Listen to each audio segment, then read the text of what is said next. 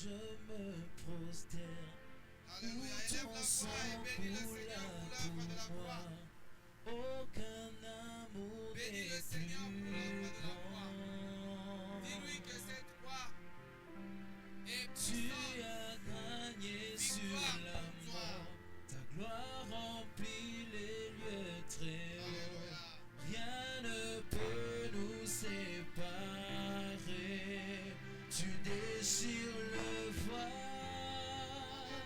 Tu traces un chemin. Car tu as tout accompli. Tu déchires le voile. Tu traces un chemin. Car tu as tout accompli. Cette croix. Est-ce que quelqu'un peut parler au Seigneur? Elle Ne sois est pas calme là où tu es. Bénis le Seigneur pour l'œuvre de la croix. Bénis le Seigneur parce qu'il est mort pour toi. Bénis le Seigneur parce qu'il est mort pour toi et moi. Cette croix. Alléluia. Et gloire et victoire pour moi. Et victoire.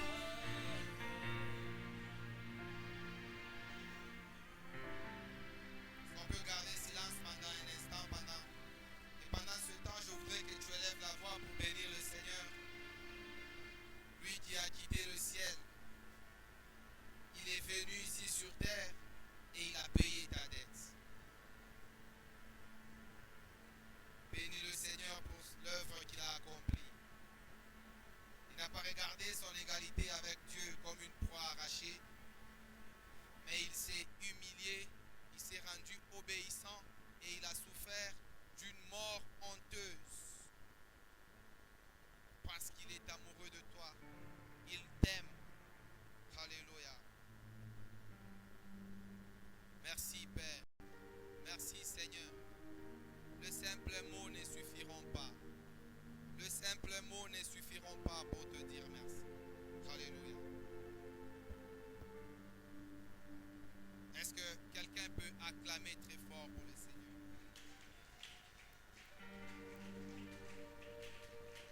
Amen, amen.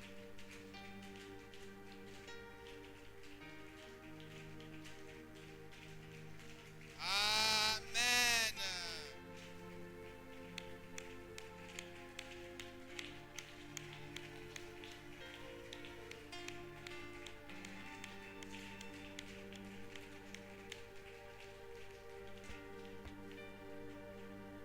Je voudrais qu'on reste debout et ceux qui étaient assis ils vont se tenir debout.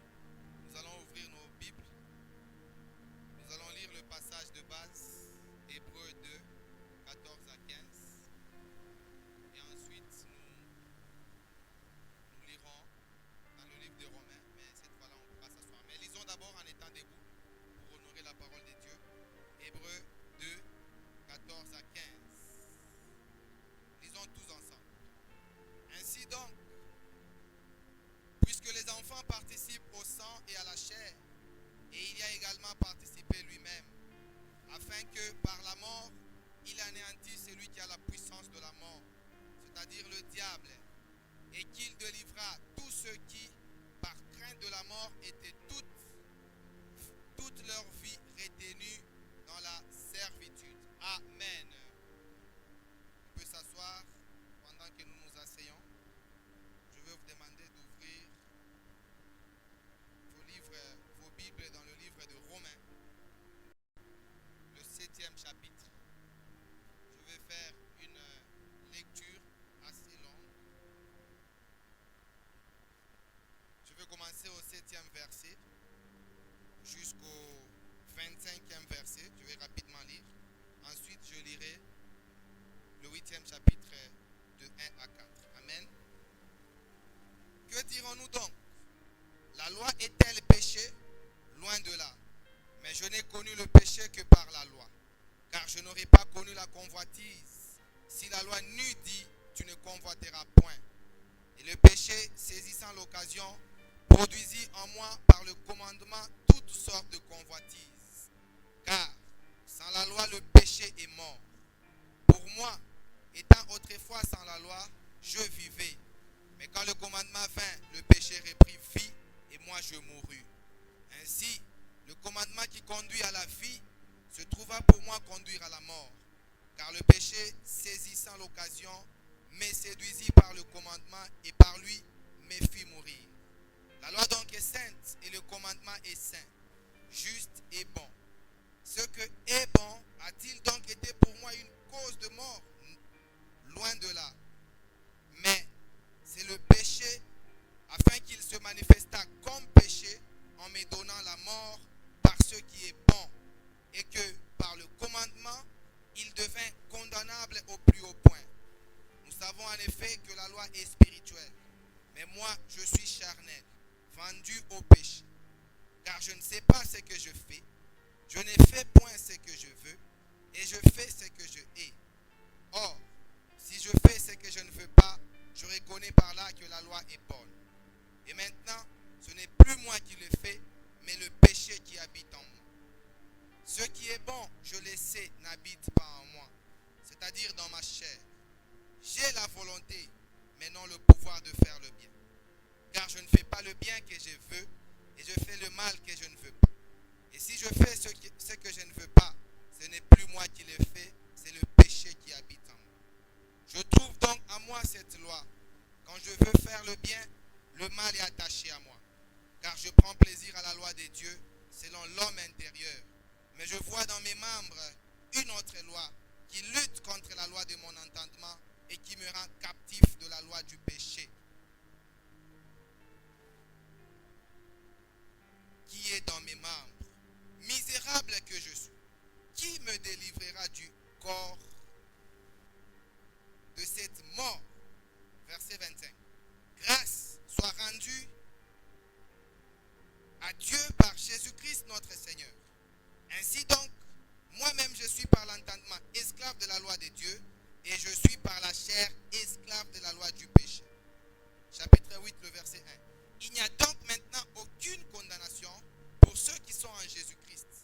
En effet, la loi de l'esprit de vie en Jésus-Christ m'a affranchi de la loi du péché et de la mort. Car, chose impossible à la loi, parce que la chair la rendait sans force, Dieu a condamné le péché dans la chair en envoyant à cause du péché son propre Fils dans une chair semblable à celle du péché. Et cela afin que la justice de la loi fût accomplie en nous qui marchons non selon la chair, mais selon l'esprit. Amen. Est-ce qu'on peut encore une fois acclamer pour le Seigneur? Alléluia. Alors bien aimé, je suis encore une fois content de partager ce thème avec nous. Et je dis merci au pasteur pour cela. Le thème qui nous a été annoncé, c'est dominer hier, mais aujourd'hui affranchi en Jésus-Christ. Amen. Et j'ai beaucoup aimé l'intervention de notre pasteur hier. Dans son introduction, il a dit qu'il y a Satan qui nous dominait. Il y a le péché qui nous dominait, mais il y a aussi la mort qui nous domine. Et hier, dans son serment, il a parlé de la domination du diable. Et nous, ce soir, nous allons essayer de parler sur la domination du péché. Amen. Ça, c'est un thème des affermissements. Amen. Ce sont des enseignements qu'on reçoit aux affermissements, où chacun d'entre nous a un stylo. La Bible est ouverte, en train d'écrire. Amen. Et ce sont des thèmes doctrinaux. Pour ceux qui ont étudié les doctrines, ils comprennent que c'est un chapitre important qu'on retrouve dans la chute de l'homme. Donc, pour parler de ces choses,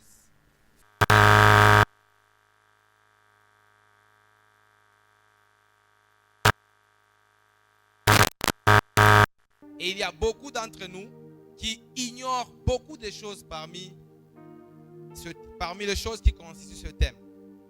Moi-même, j'ai beaucoup appris hier et j'ai aussi beaucoup appris aujourd'hui. Alors, ce soir, dans 30-45 minutes, puisqu'il s'agit d'un séminaire, on dirait un enseignement. Nous allons essayer de parler sur 3 choses. La première des choses, nous allons d'abord essayer de différencier certains concepts. Et ici, c'est le concept péché au singulier et le concept péché au pluriel qui nous intéresse. Et j'ose croire que ça sera important pour chacun d'entre nous. Ensuite, nous allons essayer de parler de l'origine du mot péché. Ou par la grâce de Dieu, nous verrons ce qui fait en sorte que ce qui domine dans l'être humain sans Christ a habité en nous avant que nous soyons affranchis. Et ensuite, nous terminerons par dire un mot sur la manière dont Christ nous a affranchis, mais surtout sur le témoignage de cette liberté que nous avons en Jésus-Christ. Alors, premier point, disons-nous un peu, si je voudrais poser la question à la salle ici, que signifie le mot péché? Si je donne le micro à mon jeune frère ici, directement il dira que ce sont les mauvaises choses que je fais et qui attirent la colère de Dieu. Amen, amen. Certainement ici, chacun d'entre nous a plus ou moins une idée claire sur ce que c'est que les péchés. Si je pose la question ici, on dira que ce sont des mauvaises choses que nous faisons et que Dieu n'aime pas. Pour ceux qui connaissent un peu, beaucoup ils diront, le péché va jusqu'aux choses que nous sommes censés faire et que nous ne faisons pas. Par exemple, si tu es censé, par exemple, la Bible dit, ne te détourne pas de celui qui veut emprunter de toi. Et si quelqu'un vient et il veut emprunter de toi et que toi tu refuses, tu as péché, n'est-ce pas? Et si tu vois quelqu'un qui est dans une dépression, il est en souffrance et que tu n'interviens pas, tu as péché. Donc il y a des choses que nous faisons qui constituent péché pour nous et il y a des choses que nous ne faisons pas aussi qui constituent aussi péché pour nous. Maintenant, si nous retournons un peu dans Romains 7, ce déchaînement de l'apôtre Paul qui constitue un chapitre un peu controversé. Je me rappelle en théologie, une fois le professeur a posé la question, il voulait savoir si le monsieur qui se plaint ici était un chrétien ou pas. Et nous étions partagés. Il y a ceux qui disaient que c'était un chrétien, d'autres c'était un non-chrétien, d'autres, bref. Mais regardez ce qu'il dit ici. Il fait 2 constats, au verset 8 et au verset 17. Au verset 8, il parle du péché qui produit en lui toutes sortes de désirs. Donc il dit qu'il y a le péché en moi et qui produit en moi tous les mauvais désirs que nous avons. Et au verset 17, il dit encore qu'il y a quelque chose qui habite en moi et qui me pousse à commettre des mauvaises choses. Qui me pousse à des mauvaises choses. Quand j'étais en train de méditer ici, je me suis rappelé du passage de Genèse 3, le 6e verset. Ève habitait tous les jours avec l'arbre. Le syndrome du fruit de l'interdit. Quelqu'un a dit que l'homme est toujours tiré vers les choses qui lui sont interdites. Si tu as un téléphone dans la maison, tu les passes sans problème. Mais le jour où on t'interdit de le toucher, subitement tu as envie de le toucher. Et c'est comme ça. Et ce qui pousse, ce qui crée ce désir. La Bible dit que le jour là où quand le serpent a parlé à Ève, quand Ève a regardé l'arbre, elle a vu que l'arbre était beau. Son fruit était doux et qu'il était précieux pour ouvrir l'intelligence. Alors que tout le jour il avait cet arbre. Et c'est ce qui a produit ce désir que cet homme a découvert. Il dit, il y a quelque chose en moi qui me pousse à faire du mal. Au verset 22 et 23, il dit, mais je vois dans mes membres une autre loi qui lutte contre la loi de mon entendement et qui me rend prisonnier de la loi du péché qui est dans mes membres. Donc si on analyse très bien ces passages, on peut comprendre que l'apôtre Paul appelle péché ce qui habite dans l'homme et qui le pousse à faire des péchés. Est-ce que quelqu'un comprend? Donc il est en train de différencier le péché au singulier et les péchés au pluriel. Il parle du péché, ce qui est en l'homme, et qui le pousse à faire des péchés. Alors ici, si je dois maintenant différencier le péché au singulier et les péchés au pluriel. Dans la Bible, quand vous voyez, on parle souvent du péché, on parle de la chair. Alléluia. Quand on parle du péché, on parle des principes qui habitent dans l'homme. Quand il est écrit que le cœur de l'homme est toujours tourné vers le mal. C'est ce péché qui habite dans l'homme qui le pousse toujours aux mauvaises choses. En chimie, on a étudié, pour ceux qui connaissent la thermodynamique, il y a un principe de l'entropie. On dit que le désordre de l'univers ne fait qu'augmenter. C'est le deuxième principe de la thermodynamique. Si vous laissez quelque chose en ordre, vous allez trouver un désordre. Si par exemple vous soufflez sur des feuilles vous allez voir qu'il n'y a que le désordre qui se crée. Et c'est comme ça que cet homme a observé. Il s'est rendu compte que en lui, ce qui habite en lui ne le pousse jamais au bien, toujours au mal. C'est ce que l'apôtre Paul appelle péché. Le péché, ça habite dans le corps.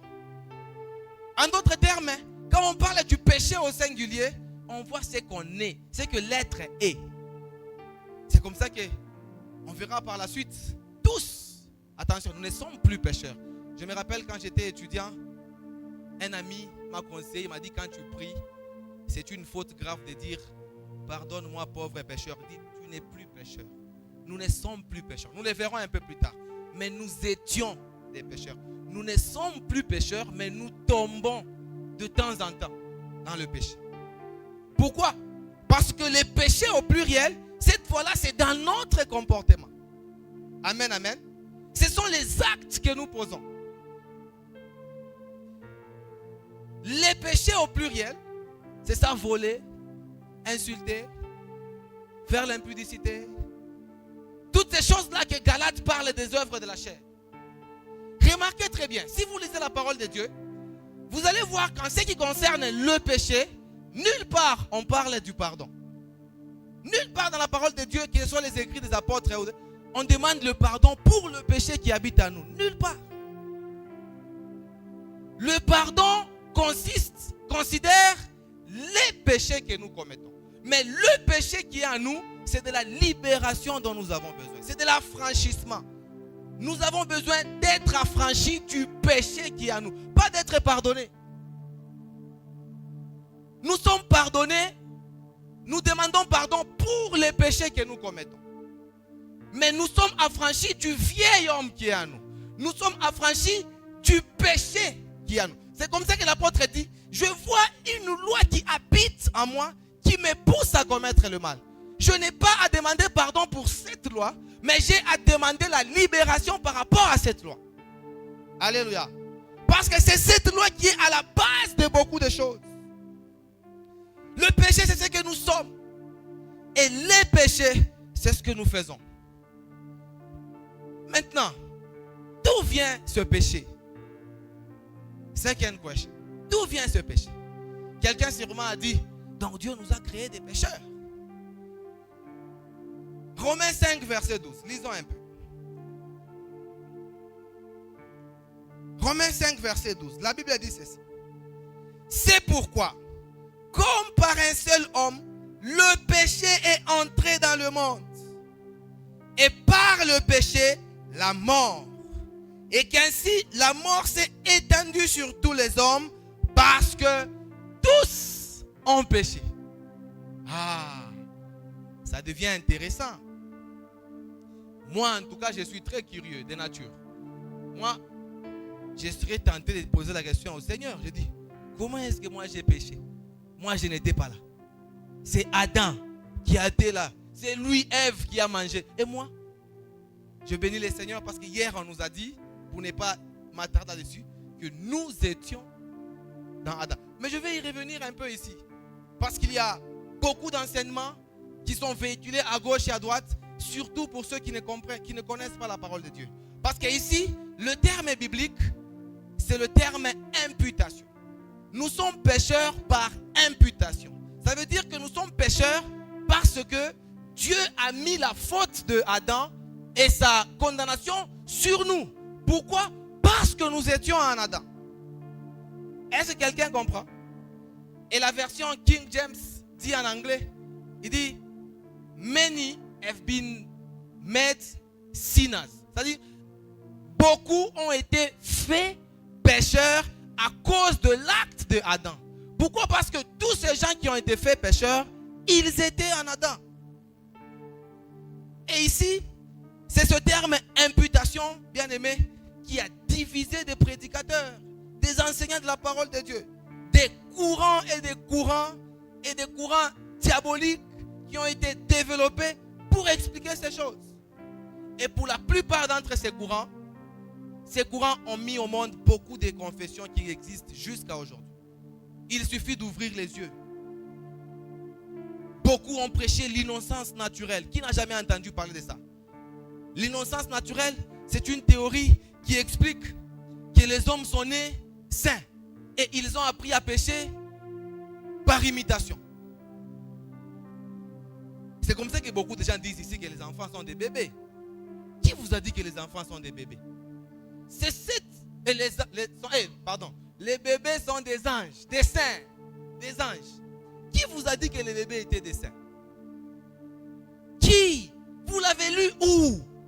La Bible dit dans le psaume 14, 2 à 3. Il dit: l'Éternel regarde du haut des cieux les enfants, les fils de l'homme, pour voir celui qui est bon, et il n'en voit aucun. Pourquoi? Parce que tous viennent de Adam. Et cette théorie ici est diabolique. Parce qu'on se croirait, quelqu'un par exemple, il a fui les gens, il habite, il est saint, il ira au ciel. Et vous risquez de ne pas partager l'évangile à quelqu'un, vous croyez que c'est un saint, c'est un ange. Il y a une autre théorie qui a prêché que la dépravation est due au choix volontaire. On dit si nous péchons, c'est parce que nous choisissons. Nous avons le pouvoir de voir non, c'est le mal, c'est le bien, alors je dois faire le bien. Nous venons de voir avec vous dans Romains 7. Est-ce que le monsieur là avait le pouvoir? Au verset 18, il dit: j'ai la volonté, mais je n'ai pas le pouvoir. Vous savez, à un moment donné, je vais vous dire un témoignage. J'étais parti voir un encadreur. Je lui dis: en tout cas, j'ai un défaut c'était dans les films pornographiques. L'encadreur là, pour me fortifier, d'abord il me dit: frère, moi une fois j'ai arrêté la prière. En retraite, je suis parti voir ces choses. Regardez, quelqu'un qui est en retraite, en prière, et l'idée vient, il dit: va regarder, il laisse la prière. Il part regarder. Imaginez, regardez le degré du pouvoir que cette chose qui habite est capable de faire à l'homme. Hier, on nous a dit des choses ici. Et il y a des théories qui enseignent, par exemple la théorie libérale, qui a enseigné que le péché inné n'est pas condamnable. Et il y a des gens qui prêchent ça ici. Il dit non, il les a mis tous les années. C'est écrit où? La Bible dit: tous ont péché et tous sont privés de l'amour. Ici, tous sont sous l'esclavagisme du péché. Que tu aies grandi dans un couvent, que tous sans exception enfermés dans cette loi.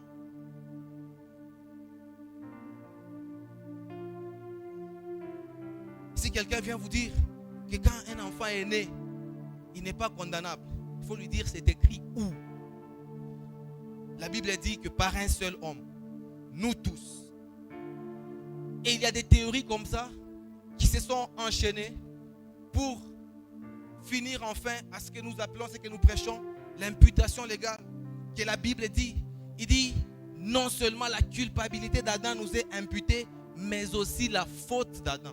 C'est ce qu'on nous a dit hier. On dit: Adam en péchant, nous avons péché avec lui. Et c'est une théorie qui est pratique dans la Bible. Nous verrons un peu plus tard que Dieu va utiliser la même méthode pour nous délivrer. Mais ici, si vous revenez avec moi dans la Bible, vous vous souviendrez. Souvenez-vous de Lévi. La Bible dit qu'il a payé la dîme alors qu'il était où? Il était en Abraham. Hébreux 7, 9 à 10. Un peu plus tard, nous verrons aussi dans Ésaïe 53, le verset 6. Un passage que les enfants de l'école de dimanche connaissent. Nous étions tous errants comme des brebis. Et l'Éternel a fait retomber sur Jésus-Christ l'iniquité de nous tous. Est-ce que c'est vous et moi qui étions morts à la croix? C'est vous et moi qui étions morts à la croix. Cette théorie est très importante. Pourquoi? Parce qu'elle nous apprend deux choses. Premièrement, elle nous apprend que par Adam, tous, nous avons été faits pécheurs. Deuxièmement, elle nous apprend que par Adam, non seulement nous avons été faits pécheurs, mais nous avons été privés de la gloire de Dieu. Ensuite, elle nous apprend que par Jésus-Christ, nos péchés et notre punition lui ont été imputés. C'est comme ça qu'il y a des passages merveilleux. Ésaïe 53. Qui a cru à ce qui nous a été annoncé? Bla bla bla bla bla. Mon serviteur juste justifiera beaucoup.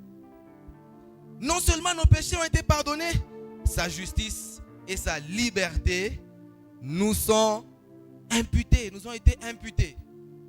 Ah, là ça devient une bonne nouvelle maintenant. Autant nous avons été condamnés en Adam, autant nous sommes justifiés en Jésus-Christ. Mais comment est-ce que cette justification se fait? Question mark. Comment est-ce que quelqu'un qui est condamné, subitement il peut se retrouver justifié? Il y a 3 marches pour atteindre cette justification. Alléluia. La première marche, selon la Bible, c'est la foi en Jésus. La deuxième marche, c'est la repentance. Et la troisième marche, c'est l'obéissance. Je vais essayer de dire un mot par rapport à chaque terme. Si je me rappelle, dans les affermissements, c'est 5 dimanches ou 4 dimanches, seulement pour parler de la repentance. Parce qu'il faut différencier repentance, conviction, conversion. Vous vous rappelez? Hein? Le frère nous a même dit, conversion, c'est demi-tour. Si tu marchais comme ça, et que tu t'es converti, tu commences à marcher comme ça. Repentance, 3 ou 4 chapitres dans les affermissements. Mais ici, ce que nous devons retenir, c'est que la repentance ici, non, on commence d'abord par la foi. En termes de la foi en Jésus-Christ, c'est comme ce que je viens de dire. En Adam, nous avons une position de pécheur. En Jésus, nous avons une position de juste. C'est comme ça que la Bible dit, 2 Corinthiens 5, 18 ou 19. Il dit quoi? Les événements passés, il dit, nous sommes devenus une nouvelle créature. Ne pensez plus aux événements passés, parce que nous sommes devenus une nouvelle. Et un peu plus avant, la Bible dit, Dieu a fait devenir Jésus péché. Vous comprenez? Pour que nous devenions justice. Donc quand le diable, il vient nous accuser pour dire, ils ont des fils d'Adam. Ce sont des fils d'Adam. Ils ont mangé la pomme avec Adam. Le Seigneur, quand il nous regarde, à notre place, il voit son fils à la croix. Et il dit, ça c'est ma justice. Nous sommes la justice. On n'est même pas juste. Devant Dieu, nous devenons la justice de Dieu. Pourquoi? Parce que nous avons foi en Jésus. Voilà une grande étape. Une première étape pour se libérer de la domination du péché. C'est la foi en Jésus. Et il y a beaucoup de gens qui ne prennent pas au sérieux. Parce qu'ils pensent que la foi en Jésus, c'est parce qu'ils connaissent Jésus. C'est autre chose. Il y a des gens qui continuent à croupir sous la domination du péché, tout simplement parce que leur foi n'est pas encore en Jésus. Et ils ne peuvent pas comprendre. Un peu plus tard, je vais vous expliquer. Ils ne peuvent pas. Et certaines personnes ne comprennent même pas qu'ils sont sous la loi du péché. Ils ne comprennent même pas. Deuxièmement, c'est la repentance. Ici, comme je vous disais, je ne suis pas là pour étaler. Je ne suis pas là pour vous enseigner tout un grand cours. Mais il y a quelques éléments que j'ai tirés dans la repentance qui vont nous aider. Le premier élément, c'est que la repentance exige l'humilité. Pourquoi? Parce que si tu n'es pas humble, c'est difficile que tu reconnaisses ta faute. Si tu n'es pas humble, c'est difficile que tu reconnaisses tes péchés devant Dieu. Il y a des gens qui vont à genoux devant Dieu tout en minimisant le péché qui cohabite en lui. Tout en minimisant le mauvais, même les péchés au pluriel qu'il a commis. C'est un manque d'humilité. Comment se fait-il que quelqu'un t'a libéré?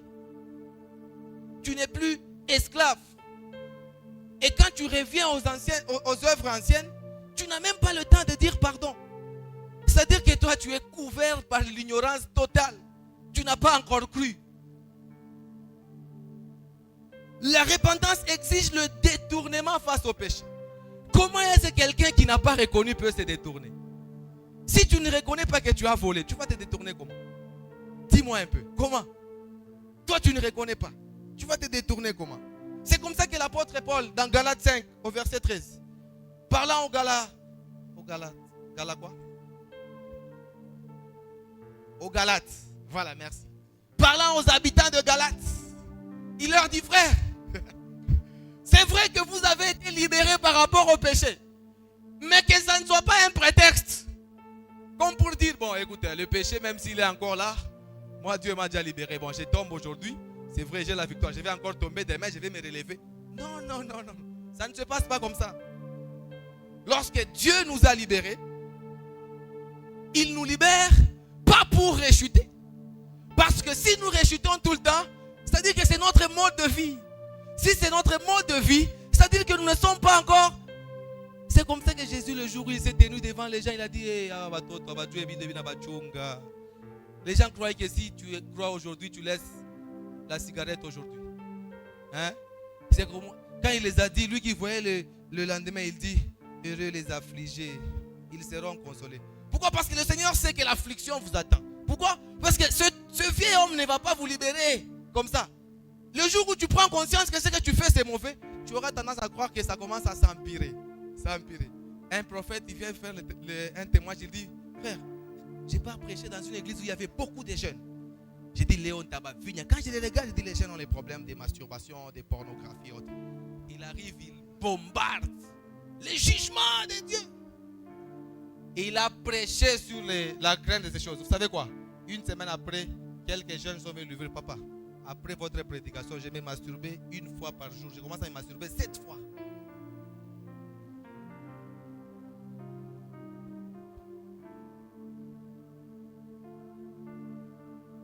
Quand il s'est masturbé une fois, il n'avait pas conscience que c'était mauvais. C'est quand il a pris conscience que c'est mauvais qu'il commence à rechute. Et l'affliction, et c'est comme ça que ouais, nous on voit, frère, frère, où est ton Android? Ah, ces jours-ci, trop de distractions, je suis d'abord en prière. Oh, moi je suis Moi j'ai un petit frère, je dis, le téléphone est où? Ah, il n'a ni distrait, je suis sommé. Dans mon cœur, je dis, le frère est dedans. Mais comme ça l'empêche de prier. Et ça, c'est ce qui plaît à Dieu. Quand tu commences à prendre conscience que les œuvres sont... Si tu es à ce niveau, sache que tu es en train d'être libéré. C'est déjà le processus de la libération. L'affranchissement est en... Parce que c'est comme ça que l'homme intérieur est en train de se fortifier. C'est pourquoi j'ai toujours dit aux gens, une personne hypocrite est près de la guérison qu'une personne qui n'est pas hypocrite. Parce que quand tu n'es pas hypocrite, tu n'as rien à faire avec la loi. Quelqu'un qui, imagine un peu, moi j'encourage les frères à nous cacher, même quand vous buvez, cachez-nous. Parce que moi tu sais que c'est mauvais. Mais il y a des frères, ils ne cachent pas. Vous allez, il met devant le pasteur, il met la simba là-bas. Donc pour dire quoi au pasteur? Dites-moi un peu, c'est comme ça que beaucoup de pasteurs ne viennent plus au mariage. Parce que ce n'est pas qu'ils seront scandalisés. Il y a des frères qui dansent. Frère, moi je ne suis pas hypocrite. Le pasteur, ce n'est pas que tu n'es pas hypocrite, tu ne comprends pas. Un chrétien, normalement, il doit y avoir une dose d'hypocrisie. Quelque chose qui est mauvais, il faut cacher. Et si tu caches, c'est-à-dire que tu as une bonne conscience, tu es proche de la À part la repentance, il y a maintenant une marche. Il y a l'obéissance. Vous savez, j'ai suivi un monsieur sur la différence entre le péché et les péchés. Il dit, le péché fait appel à la justification. Parce que tu n'as pas besoin de la délivrance. Tu dois être justifié. On sera délivré de cette chair qu'à notre mort. Quand nous serons morts, c'est alors que nous serons délivrés de cette chair. Aussi longtemps que nous sommes ici sur place, nous ne serons jamais délivrés de ça. Un frère est parti prier, demander à un pasteur qu'il prie pour que les pulsions quittent, pour qu'il vive en sainteté avec sa fiancée. Et puis le pasteur lui a dit, bon ok, si j'ai prié et que ça quitté, après le mariage, tu reviens encore pour que je prie et que ça revienne. Donc ce sont des choses avec lesquelles nous, c'est comme ça que par rapport au péché, ce dont nous avons besoin, c'est la justification.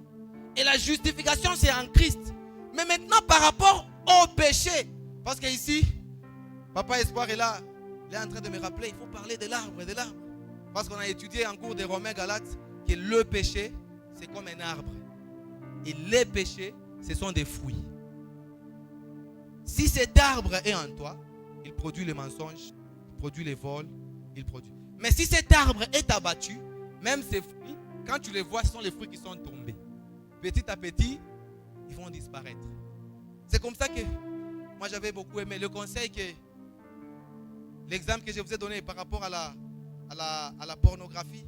Les conseils qui m'avaient été donnés, c'était un jour je rentre comme ça, après quelques jours, le pasteur que j'avais consulté, il m'appelle. Et puis il me dit, frère, il ne me pose pas de questions, il me dit, frère, si tu rechutes, ne baisse pas les mains. Mais je n'avais pas encore rechuté. Dans mon cœur, je dis, mais ça fait 5-6 mois, je ne vais plus rechuter. C'est-à-dire qu'il y a des petites choses là qui vont rester. Et quand ça réapparaît, ça ne doit pas te pousser à baisser les bras. C'est là maintenant vient la troisième étape. Parce que la troisième étape, c'est un combat de tous les jours. C'est l'obéissance. C'est pourquoi il est dit, tu as donné ta vie, maintenant il faut persévérer. On parle de la position et on parle du processus. Et ici dans l'obéissance, la Bible dit que nous avons été sauvés par la grâce au moyen de la foi pour les bonnes œuvres que Dieu a. La chose la plus importante qu'il faut retenir en termes d'obéissance, c'est que nous n'obéissons pas pour être sauvés. Mais nous obéissons parce que nous sommes sauvés. Est-ce que tu peux acclamer pour le Seigneur? Et un jour, souffrez que je parle des exemples de la théologie. J'étais parti faire l'interrogation ou l'examen des théologies pastorales. C'est un cours. Et je vois une question là-bas. On a posé, quelle est l'hérésie la plus commune à toutes les sectes? C'était ça la question. Quelle est l'hérésie la plus... L'hérésie, c'est l'erreur dans l'enseignement. Beaucoup de gens avaient échoué, seuls ceux qui étaient attentifs. Et la réponse était le salut par les œuvres. Toutes les religions du monde, sauf le christianisme, prêchent le salut par les œuvres. C'est ce qui montre qu'ils sont perdus. Et si vous êtes ici, vous pensez que certaines religions qui prêchent le salut par les œuvres sont sauvées, vous êtes encore dans la théorie de l'innocence ou la théorie de la dépravation par le choix. Nous ne sommes pas sauvés parce que nous posons des bons actes. C'est faux. Dit du reste, personne ne sera sauvé à cause de ses œuvres. La Bible dit c'est pour que personne ne puisse s'enorgueillir. Nous n'obéissons simplement parce que nous sommes sauvés. Nous n'obéissons pas pour être sauvés. Nous obéissons parce que nous sommes libérés. C'est très important. Et ça, c'est ce que cet homme de Romains 7 a fait comme constat.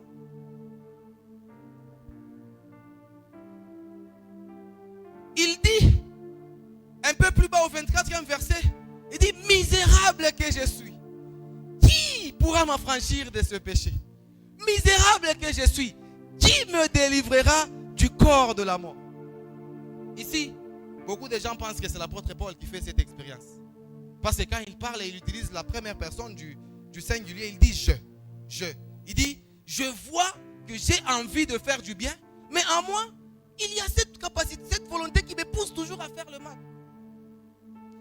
Et quand j'étais en train de lire, j'ai compris, je suis rentré dans un épisode où c'est David qui se plaint devant Dieu dans le psaume 118. Il dit, Seigneur, tu m'as laissé seul devant tous ses ennemis. Il parle de David et ses troupes. Il les qualifie comme des ennemis puissants par rapport à lui.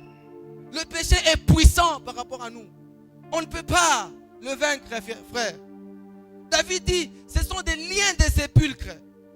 Ce sont des torrents de destruction. Vous voyez cette pluie qui cause l'inondation. Il compare par rapport à ça. Il dit, ce sont des grandes eaux. Il dit, Seigneur, qui pourra me tirer de ces grandes eaux? C'est comme dans le film de Titanic là.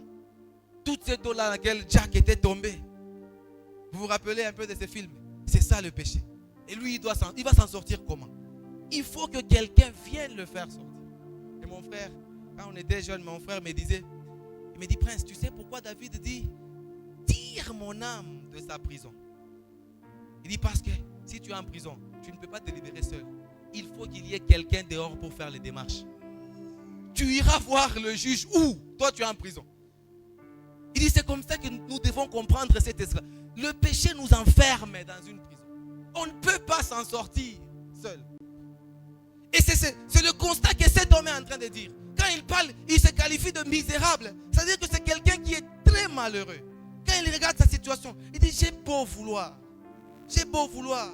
mais je n'y arrive pas. Il dit, j'ai la volonté, mais je n'ai pas le pouvoir. Même quand je me dis dans mon cœur que je ne trahirai pas la race des élus, mais je me retrouve dedans. Et cette affliction, contrairement à ce que vous pensez, elle plaît au Seigneur. Pourquoi? Parce que là, c'est-à-dire que tu sais ce que tu devrais être.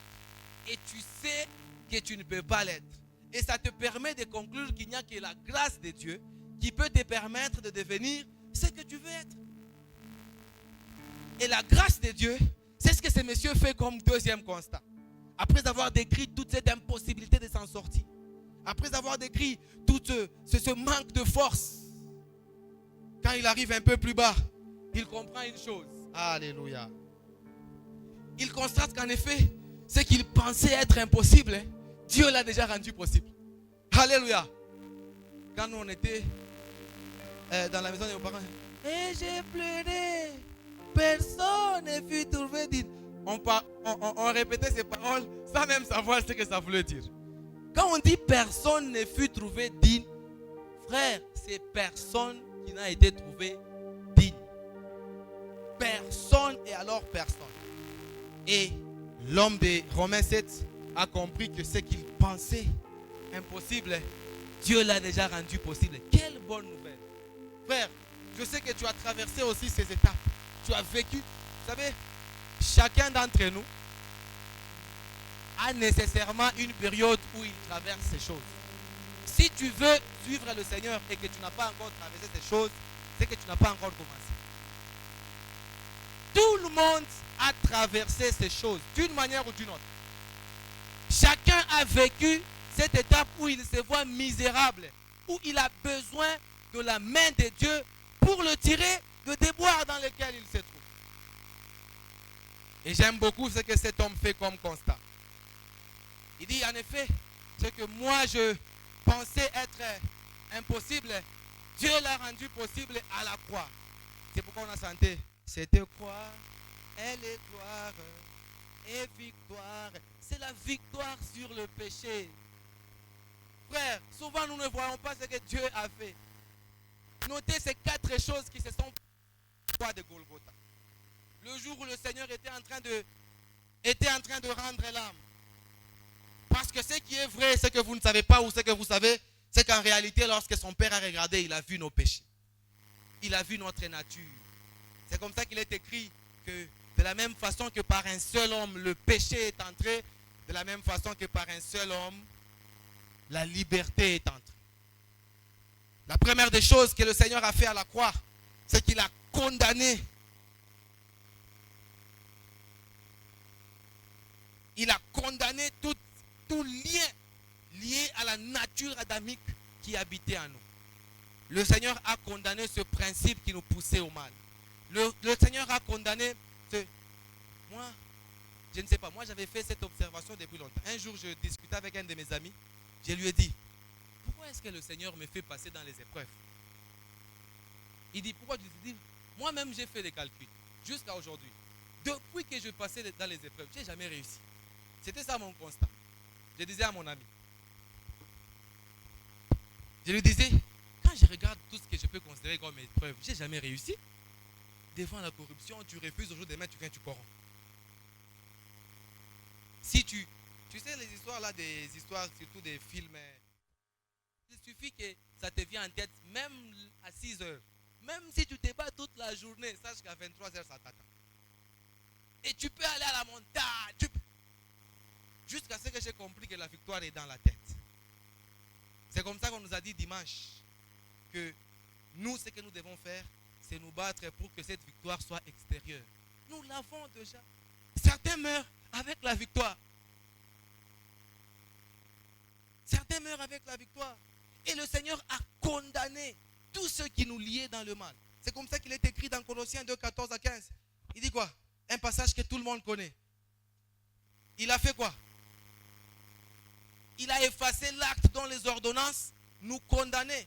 Il les a détruits en les clouant à la croix. Et il les a livrés en spectacle. Et je me rappelle, mon président de l'intervention à l'époque, il avait une version où on disait qu'il les a emportés dans son cortège de victoire. Vous voyez quand Mazembe a pris la coupe, qu'est-ce qui s'est fait? On l'attend à l'aéroport, non? Et quand il vient, nous sommes là en train de chanter. C'était comme ça, spirituellement. Quand le Seigneur Jésus était à la croix, il a condamné la domination, les liens de famille. Il a condamné toute cette puissance qui nous pousse à des désirs méchants. Il a condamné tout ce péché qui habite en nous. Et quand il venait dans son cortège de victoire, nous on était derrière, avec toutes ces choses. Parce qu'on chantait à l'agneau, Hosanna à l'agneau. Il a gagné la bataille. Tous ceux qui nous liaient dans le mal, le Seigneur les a condamnés. La deuxième des choses, c'est qu'il nous a communiqué un esprit de vie qui nous a affranchis de la loi du péché. Si par exemple, tu étais encore libre de faire tout ce que tu veux, tu dois savoir que désormais, il n'y a donc maintenant aucune condamnation pour ceux qui sont en Jésus. Pourquoi? Parce que la loi de l'esprit de vie en Jésus nous a affranchis de la loi du péché. Tous ceux qui nous poussaient à faire du mal, ceux qui habitaient dans notre chair, ceux qui nous liaient à Adam, le Seigneur Jésus l'a condamné à la croix et nous a communiqué la vie Zoé. Troisièmement, c'est que par Jésus, à travers l'œuvre de la croix, Dieu a condamné le péché dans sa chair. Vous voyez, ce qui nous pousse à dire, il faut éviter ce terme-là. Comme je me rappelle, un jour, on était dans un bus, on venait du boulot, et un monsieur, il a vu une jolie demoiselle, il a dit, Seigneur, qui suis-je, un pauvre pécheur, pour résister?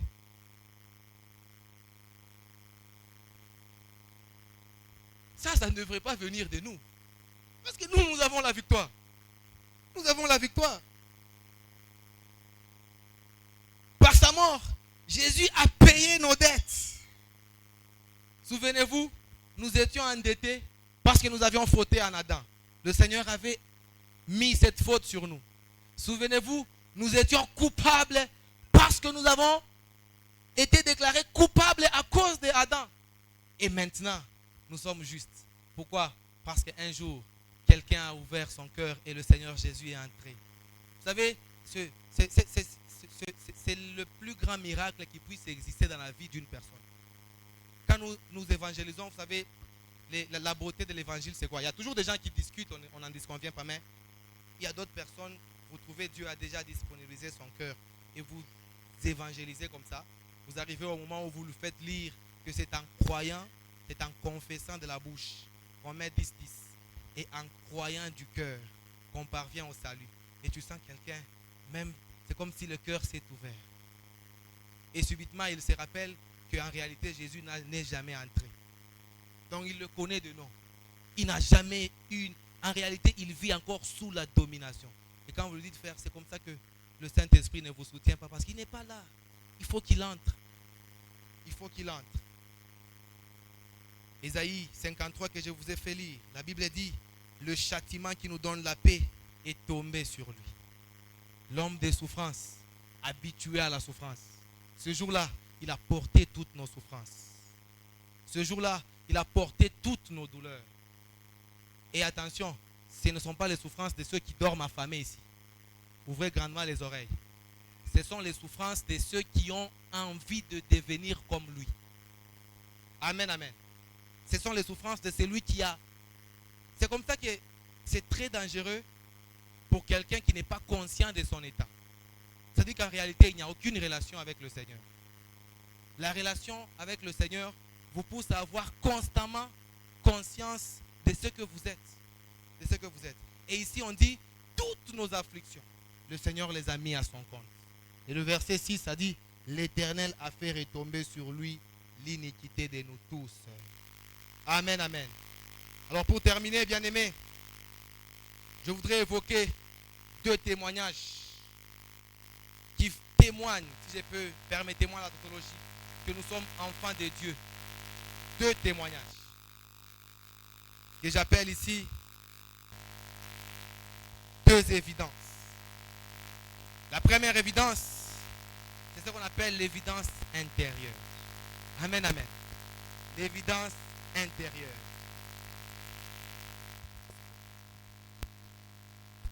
L'évidence intérieure, c'est cette certitude de salut du croyant. C'est comme ça que quand vous posez à quelqu'un, es-tu sauvé? Quand quelqu'un tergiverse pour vous dire qu'il est sauvé, il y a déjà un problème. Parce qu'un chrétien, il sait qu'il est sauvé. Amen, amen. Et la simple raison pour laquelle nous sommes sauvés, ce n'est pas parce que nous ne volons pas. Même si nous sommes sauvés pour ne pas voler. La simple raison pour laquelle nous sommes sauvés, c'est parce que nous sommes en Jésus. Cette certitude intérieure. Et cette certitude intérieure a besoin du soutien d'une chose, de la conscience. Beaucoup d'entre nous ont déjà corrompu leur conscience. Beaucoup d'entre nous, qui me disaient, le plus grand mensonge, c'est de se mentir soi-même. Beaucoup d'entre nous se sont déjà mentis, même sur leurs propres actes. Il est très sûr, comme un frère là, je vais vous faire rire. Nous paye l'hôtel 3 jours. Le frère, il me dit, non, frère, on a besoin d'argent. Dors à la maison, on s'arrive à 4 heures. Collez-y. Pour vous dire vrai, j'avais aussi besoin d'argent. Et ces jours-là, je suis parti dormir. 4 heures là chez moi. Pi, pi, pi, pi. Collez-y donc. Premier hôtel dans la poche. 2e hôtel. 3e hôtel, c'était juste, on doit dormir. Et il me dit, non frère, on a besoin d'argent. Maintenant là, allez, prends ton sac. Lubumbashi. 18 heures, on quitte Colosie. 23 heures, on arrive ici. Et le matin, il me dit, on n'a pas pêché. Et puis, il faut payer les factures. Hein, parce qu'il faut ramener les factures. Non, toi, tu donnes seulement $10, on paye. Et il est président des papas à l'église. Et il me dit, on n'a pas péché. Je n'ai pas voulu faire des débats, mais j'ai simplement compris qu'il y a le voile de l'inconscience. Et il y a des gens qui ont déjà corrompu leur conscience jusqu'à appeler péché, jusqu'à ne pas appeler péché ce qui est péché. Et le mal pour lui, c'est bien. Et ça, c'est un niveau dangereux. La voix de la conscience est très importante pour nous rappeler qui nous sommes. Mais aussi l'affliction que nous vivons chaque fois que nous péchons. Matthieu 5,4. Si quand tu fais une mauvaise chose, tu as mal au cœur, sache que le Seigneur voit ton combat. Demain après demain, il va t'aider. Pas si tu fais une mauvaise chose, ça ne te fait ni chaud ni froid. Tu es loin de la victoire. C'est pourquoi, bien-aimé, mon pasteur ici m'avait enseigné une chose, que le Seigneur, ça c'est une formule que j'applique dans ma prière, que le Seigneur nous avait demandé de pardonner 7 fois, 77 fois. Alors mets ça par jour. Maintenant, si le Seigneur est capable de vous pardonner 7 fois, 77 fois par jour, il nous demande de le faire. Et lui, c'est comme ça que moi, des fois, même quand je sais que je parle, j'ai fait un peu d'effort, mais après, Seigneur, pardonne-moi quand même. Parce que moi, tu m'as demandé de pardonner 7 fois, 77 fois. Et ça montre qu'il y a une certaine conscience qui te permet de te battre. C'est vrai que nous n'avons pas la liberté de vivre, mais chaque fois que nous chutons, selon 1 Jean, il faut avoir la conscience que j'ai mal fait. Il ne faut jamais se laisser ronger par la culpabilité, comme pour dire, de toute façon, si je demande pardon, ça va faire quoi? Parce que demain, je vais encore jeter. Non, ça c'est le diable. Le Seigneur voudrait que tu aies conscience que si tu tombes 10 fois, tu te relèves 10 fois. Parce que qui d'entre nous ici, quand il est en train de torchonner et qu'il glisse 5 fois, la 5e fois, il reste par terre? Oui, mais c'est la même image. Pourquoi est-ce que quand tu glisses, tu te relèves? Mais quand il s'agit de la vie, tu tombes 1 fois, 2 fois et tu ne sais plus demander pardon parce que tu dis je vais encore tomber. C'est le diable. Frère, tu tombes 20 fois, demande pardon 20 fois, demande la force de Dieu 20 fois. Amen, amen. Et c'est ce qui témoigne que tu es enfant de Dieu. Et la dernière évidence, je finis, c'est ce qu'on appelle l'évidence extérieure. Là, c'est quand maintenant les gens commencent à voir que ce frère, c'est un enfant de Dieu. Parce que ce n'est plus caché. Ce n'est plus caché. C'est comme ça qu'il est écrit, qui peut allumer une lampe et la mettre sous les boisseaux. Là, ce sont les gens qui commencent à témoigner que c'est monsieur. Comme un frère de l'église, il était venu me dire, frère, est-ce que tu peux aller faire pour moi, Nani, l'examen d'anglais? J'étais choqué, mais je ne lui ai rien dit. J'ai dit, comment est-ce que d'abord qu'il a cru que je pouvais faire? Même si il y a des petits péchés là que je suis comme, mais pas ça. Ça devient un complot de péchés. Et moi, un prédicateur, tu viens me demander, oh frère, tu parles bien anglais, aide-moi. Et Donc, c'est-à-dire que quand il est venu me voir, il n'est même pas conscient que c'est mauvais. Au-delà du fait que nous péchons, si on m'attrape, et moi, et lui, parce que lui était en médecine, et moi, et lui, nous tous. Et il y a des chrétiens malheureusement comme ça, où on ne sait même pas, les gens du dehors ne savent pas dire que ce monsieur, c'est un chrétien. C'est bizarre. Alléluia. Alors, bien aimé, il y a ces deux évidences qui doivent habiter en nous. Si l'évidence intérieure, c'est le Seigneur qui voit, nous, on doit voir l'évidence extérieure. Parce que nous devons attester que nous sommes libérés par rapport au péché. Est-ce qu'on peut acclamer pour le Seigneur?